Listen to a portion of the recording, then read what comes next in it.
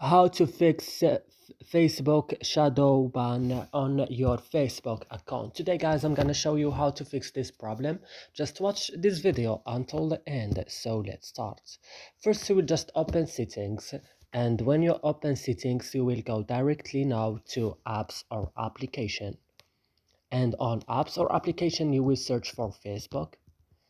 And when you will find Facebook, as you see here, you will now just you will go to storage, and now you will go to the bottom of the screen and you will click clear data, and then click OK, and that's it, your problem will fixed. So I hope this video is useful for you guys. Don't forget to like, also subscribe in our channel, and see you in another video.